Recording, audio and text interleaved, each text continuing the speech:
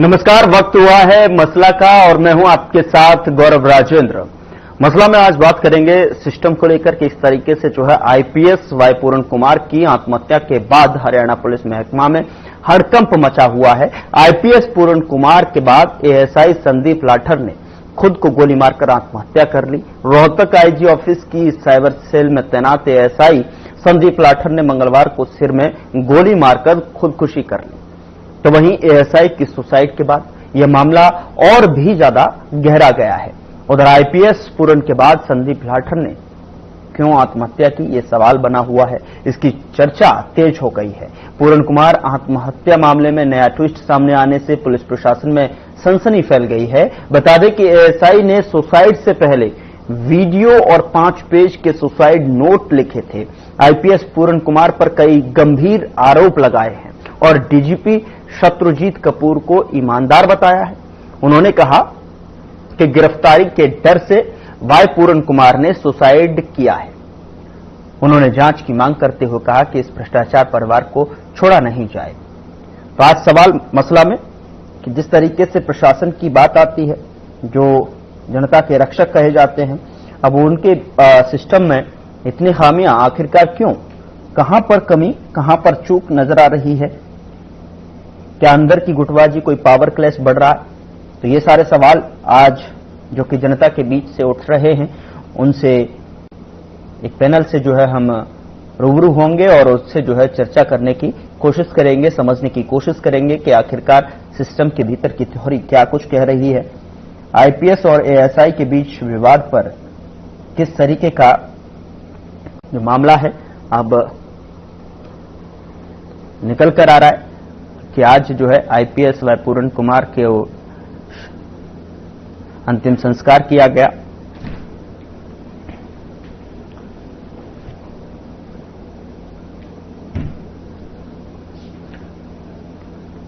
क्या फोर्स के भीतर सुरक्षा, सम्मान और पारदर्शिता की कमी यहां पर दिखाई दे रही है? समझने की कोशिश करेंगे।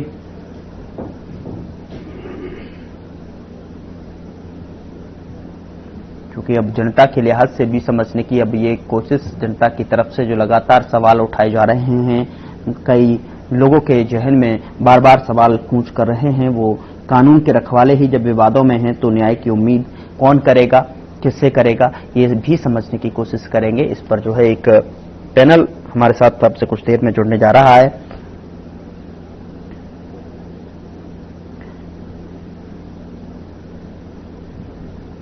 क्योंकि आज जो है आईपीएस पूरण कुमार का अंतिम संस्कार किया गया।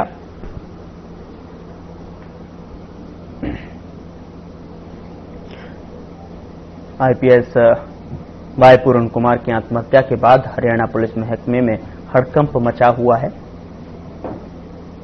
और उधर एएसआई संदीप लाठर ने भी जो जिस तरीके से सुसाइड नोट लिखा है, उसमें जो है आईपीएस पूरण कुमार पर आरोप लगाए और साथ ही शत्रुजीत कपूर को यहां पर ईमानदार बताया है।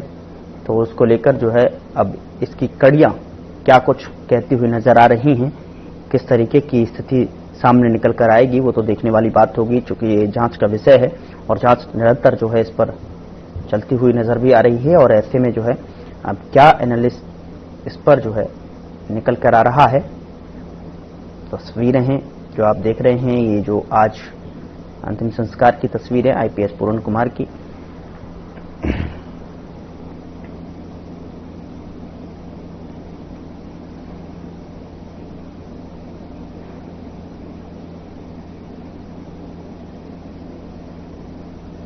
तो इस घटना से हरियाणा पुलिस की छवि पर क्या कुछ असर पड़ेगा, ये भी समझने की कोशिश करेंगे।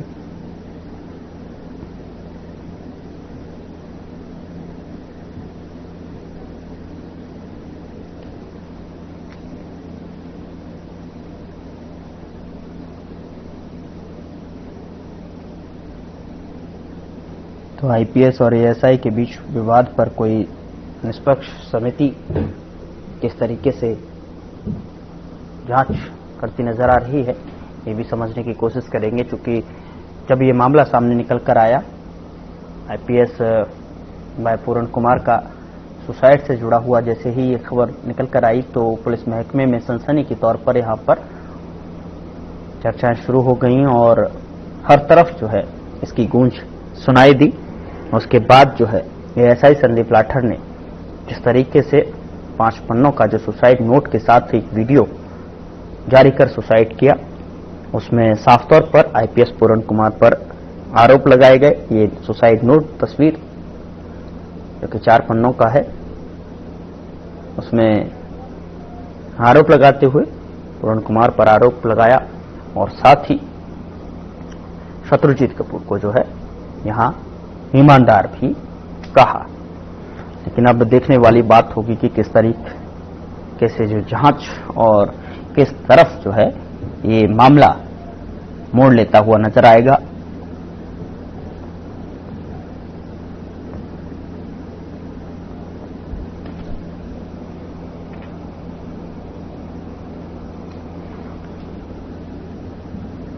क्या यह मामला सिर्फ 2 अफसरों का विवाद है या फिर पूरे सिस्टम की खामी उजागर करता है, ये भी समझने की बात होगी कि इस तरीके से जो है इस स्थिति को संभालने के लिए प्रयास लगाए जा रहे हैं। जांच समिति बैठा दी गई है, जांच इसमें चलती हुई नजर आ रही है। अब दूसरा केस जब सामने आया तो 2 सुसाइड केस यहां पर, लेकिन मामला एक ही।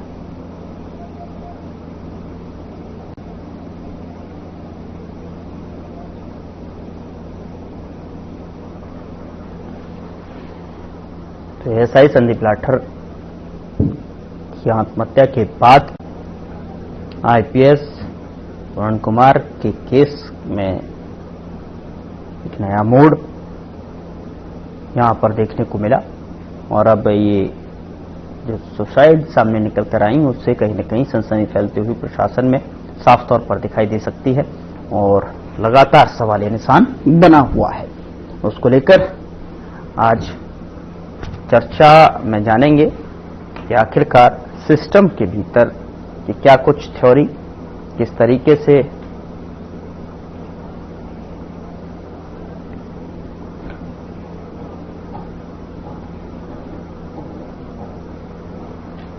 इस बीच जो है हमारे साथ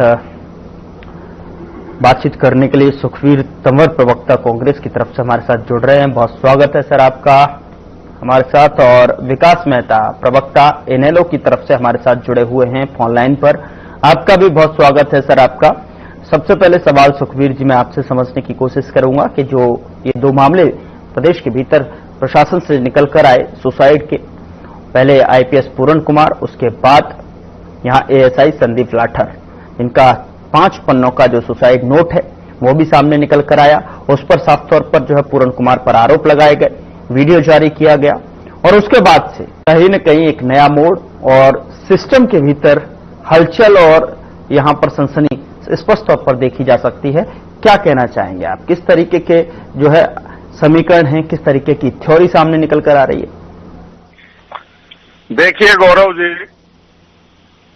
2014 में हरियाणा प्रदेश में भारतीय जनता पार्टी सत्तासीन हुई और तीनों कार्यकाल में गृह मंत्री के तौर पर पहले माननीय मनोहर लाल खट्टर साहब और दूसरे कार्यकाल में अनिल विज आधा अधूरा गृह मंत्री और तीसरे कार्यकाल में दूसरे कार्यकाल के अंतिम कुछ महीनों में नायब सिंह सैनी बतौर मुख्यमंत्री गृह मंत्री रहे और इस 11 वर्ष के शासन के दौरान विफलता की सभी हदें पार रही। 2014 में रामपाल प्रकरण, 2016 में जाट आरक्षण में गोलीबारी, राम रहीम का विषय कोई प्रदेश में भूल नहीं सकता, किसान आंदोलन, लू के दंगे, ये घटनाएं इस बात को बताने के लिए पर्याप्त है कि सरकार द्वारा पोषित जाति और धर्म विभेद का विषय जिस प्रकार से सामने आया वो मेरे कहने की आवश्यकता नहीं है। इसके अलावा विगत सप्ताह हरियाणा प्रदेश के पुलिस विभाग में 2 आत्महत्या के प्रकरणों से प्रदेश के गृह मंत्रालय और सरकार में व्याप्त भ्रष्टाचार, संस्थागत अन्याय, जातिगत विभेद, संवेदनहीनता, दलित उत्पीड़न, विलंबित, कलंकित और विकृत प्रशासनिक विफलता की कलई खुल गई। राष्ट्रपति पुलिस पदक से सम्मानित अतिरिक्त पुलिस महानिदेशक स्तर के अधिकारी वाई पूर्ण कुमार और सहायक उप निरीक्षक संदीप कुमार द्वारा गोली मारकर आत्महत्या करना, ये कहीं ना कहीं जो दुखद तो है ही, निंदनीय और सरकार की विफलताओं का बिल्कुल गंभीर है मामला और जो है दुखद है और हमारी संवेदनाएं हैं जो है उनके साथ हैं, उनके परिवार के साथ हैं। लेकिन इस तरीके की घटनाएं बिल्कुल जो है सिस्टम में यहाँ पर नहीं होनी चाहिए। और लेकिन जब हुई तो एक तरफ जो है पहले यहाँ पर दलित का एंगल देखने को मिला, लेकिन उसके बाद जिस तरीके से एएसआई संदीप लाठर ने सुसाइड नोट के साथ और वीडियो के साथ जब सुसाइड किया, उसके बाद जो है पूर्ण कुमार पर आरोप भी लगाए गए, शत्रुजीत सिंह पर जो उन्हें ईमानदार बताया गया उसमें। लेकिन सवाल तो उठेंगे सर। विकास मेहता जी, मैं आपके पास आ रहा हूं, आप क्या समझते हैं इस थ्योरी पर जो है? जी सर, मैं तो यही समझ कि इस समय जो प्रदेश में हालात हैं, जिन लोगों से प्रदेश की जनता ने सुरक्षा की उम्मीद लगा रखी है वो ही सुरक्षित नहीं है। निरंतर जो पहले वाईएस पूर्ण सिंह जी वाला मामला हुआ, उसके बाद जो हमारा एक एएसआई भाई जो उनको भी जो उनका भी प्रकरण हुआ, उससे बहुत ही दुखद जो इस समय परिस्थितियां पैदा हुई हैं पूरे हरियाणा में, वो बहुत विचलित करने वाली हैं। इस प्रकरण की हरियाणा प्रदेश की सरकार को एक गंभीर तरीके से इसकी जांच करवानी चाहिए और जो भी इसमें दोषी हैं उनके खिलाफ कार्रवाई होनी चाहिए। हमारी पार्टी की यही मांग है। ठीक है, जांच का तो विषय है, जांच जो है अपने स्तर पर यहाँ पर देखने को भी मिलेगी। लेकिन यहाँ सुखवीर जी, जब ये जो है सिस्टम पर जब सवाल खड़े होते हैं, सिस्टम की जब बात आती है, पुलिस प्रशासन की जब बात आती है, जनता न्याय के नजरों से जो है पुलिस प्रशासन को निहारती नजर आती है। लेकिन इस बीच जो है इस 2 प्रकरण ने जो है जनता के बीच में भी संदेहात्मक जो है स्थिति पैदा करती है, संशय की स्थिति यहाँ पैदा करती है। सुरक्षा जब जो है सुरक्षित खुद जो है सुरक्षा करने वाले नहीं है, तो आखिरकार उनकी सुरक्षा का जिम्मेदार किस तरीके से देखा जाए, कौन यहाँ पर किस तरीके की जो है प्रकरण? वाई पूर्ण कुमार के आत्महत्या प्रकरण में केंद्रीय सामाजिक न्याय मंत्री रामदास अठावले साहब के नेतृत्व में एक डेलीगेशन माननीय मुख्यमंत्री महर सिंह सैनी साहब से मिलने गया और उसमें जो चर्चा हुई और उसमें जो बात बाहर आई और माननीय मुख्यमंत्री जी का ये कहना कि वो चपरासी का भी ट्रांसफर नहीं कर सकते, ये प्रदेश में बेलगाम अफसरशाही और अराजकता का प्रत्यक्ष प्रमाण है। वाई पूर्ण कुमार के विस्तृत सुसाइड नोट के आधार पर 9 दिन बाद कोई कार्रवाई नहीं होना अनेक प्रश्न पैदा करता है। क्योंकि मैं पूर्व में दिल्ली पुलिस अधिकारी रहा हूं, उस वजह से मेरे कुछ सवाल आपके चैनल के माध्यम से सरकार से हैं। क्या आज भारतीय साक्ष्य अधिनियम की धारा 32 जो डाइंग डिक्लेरेशन है, क्या आज प्रासंगिक नहीं रही? क्या अनुसूचित जाति अनुसूचित जनजाति अत्याचार निवारण अधिनियम 1989 के अनुसार जो एविलम कार्रवाई का एक कानून है, आखिर आज 9 दिन बाद भी उस विषय पे क्यों कार्रवाई नहीं हुई? इसके अलावा क्या भारत का या हरियाणा का कोई बड़ा अधिकारी, चीफ सेक्रेटरी या डायरेक्टर जनरल पुलिस भारत के संविधान और कानून से ऊपर है? चलिए ठीक है। और जिस प्रकार से वाई पूर्ण कुमार का करीब 6 वर्ष के जो पत्राचार अलग अलग उनको जो जातिगत प्रताड़ना मिली और वो सारे का सारा विषय डॉक्यूमेंट्री एविडेंस है। आखिर और सरकार को क्या इसमें एविडेंस चाहिए, एजेंसी को क्या एविडेंस चाहिए? प्राइमा फसाई सीधा गिरफ्तारी का पर्याप्त आधार है। मैं आपके चलिए ठीक है सर, जो है मैं आपके पास वापस लौटता हूं। और इस बीच जो है बताया जा रहा है रामराजू शर्मा जी यहां पर हमारे साथ फोन लाइन पर जुड़ चुके हैं, लेकिन उनके पास जाने से पहले यहां छोटे से ब्रेक के लिए मुझे रुकना है। उसके बाद जो है रामराजू शर्मा जी मैं आपके पास आ रहा हूं सवाल को लेकर, लेकिन यहां रुक रहे हैं एक छोटे से ब्रेक के लिए, फौरन हाजिर होते हैं।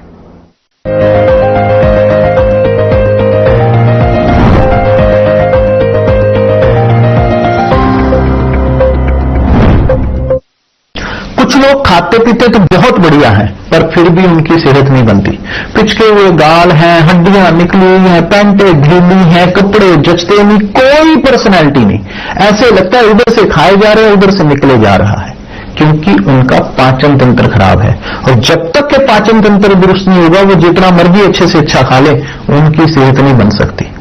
इसलिए हमारी संस्था सन्यासी आयुर्वेदा ने एक ऐसी दवा का निर्माण किया है जो कि आपके लिवर को, आपके पाचन तंत्र को दुरुस्त करने का काम करती है, ताकि आप जो भी खाएं उसका पूरे का पूरा निचोड़ आपके शरीर को लगे, आपकी भूख बढ़े, खाया पिया सही से लगे, नया खून बने, हड्डियों में जान आए, वजन बढ़े और आप मोटे तगड़े खूबसूरत पर्सनैलिटी के मालिक बन जाएं। सिर्फ 655 रुपए की पूरे 1 महीने की दवा होती है और आप इसे घर बैठे 01145454545 पर फोन करके दवा मंगवा सकते हैं।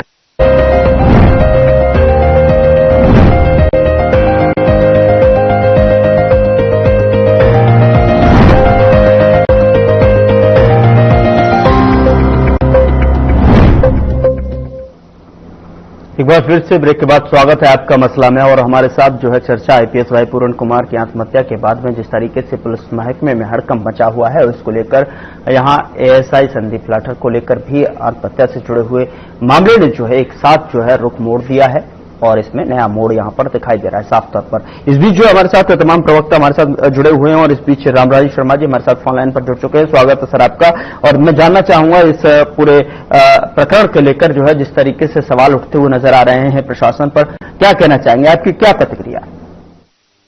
देखो, आपके चैनल के माध्यम से मैं देवतुल्य जनता को बताना चाहूंगा, ये दोनों ही घटना अत्यंत दुखद घटनाएं हैं और दोनों परिवारों से हमारी सहानुभूति है और भगवान ऐसा ना करे आगे ये घटना इस तरह की हो।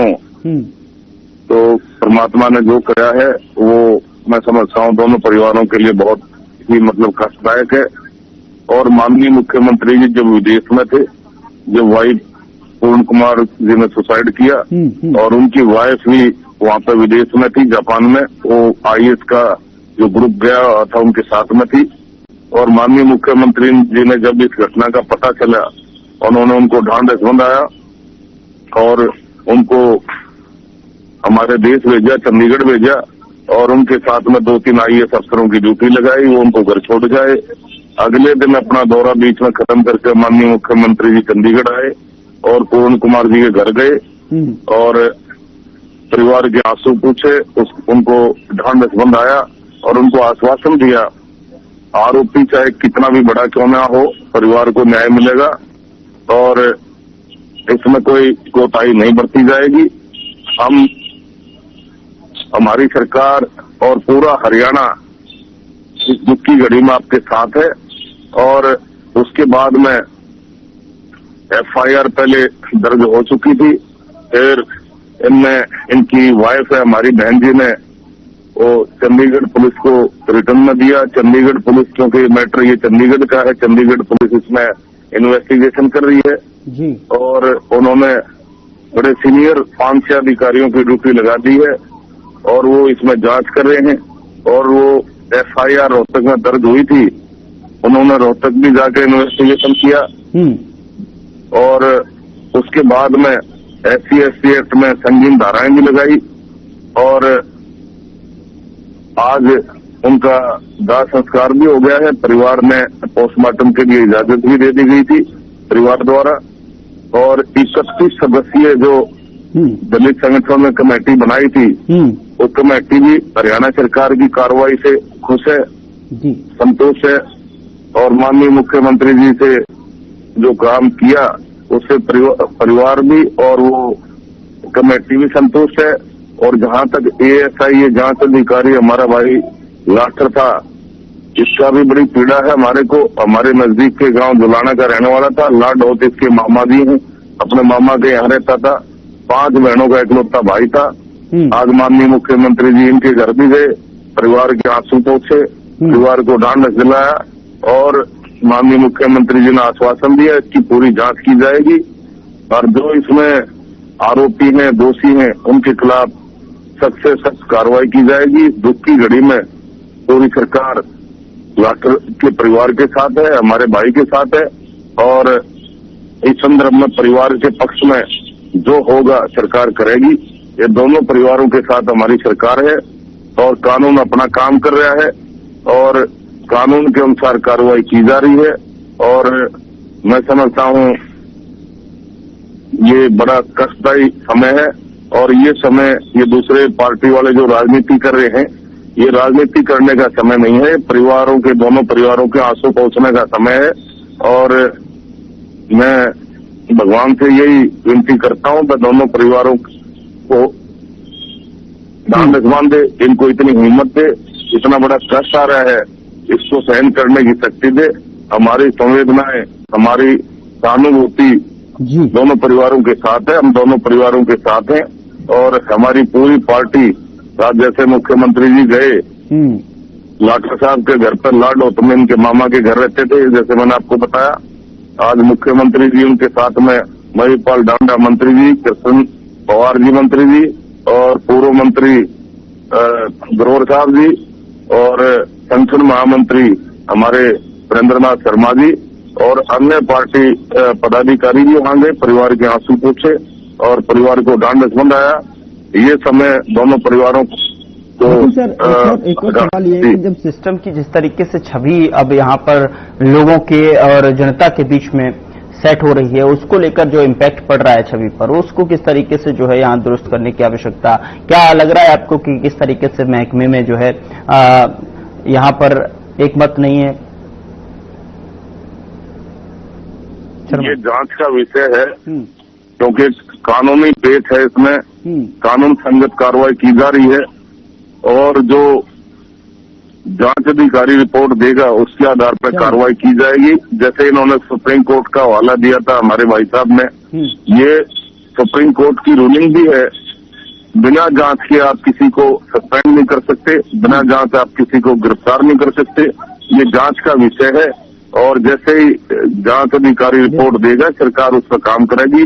सरकार दोनों परिवारों के साथ है और मेरिट के आधार पर काम कर रही है सरकार और दोनों परिवारों के साथ हमारी सहानुभूति है। जी चलिए ठीक है, बहुत बहुत शुक्रिया रामलाल शर्मा जी और यहाँ पर सुखवीर तंवर जी, बहुत बहुत शुक्रिया चर्चा में शामिल होने के लिए और विकास मेहता जी बहुत बहुत शुक्रिया। चूंकि अब समय जो है इजाजत नहीं दे रहा है इससे ज्यादा आगे बढ़ने के लिए, लेकिन देखने वाली बात होगी कि किस तरीके से जो है अब इसमें जांच के बाद जो है क्या तथ्य निकल कर आते हैं, किस तरीके की कार्रवाई सामने देखने को मिलती है। फिलहाल मसला में इतना ही, नमस्कार।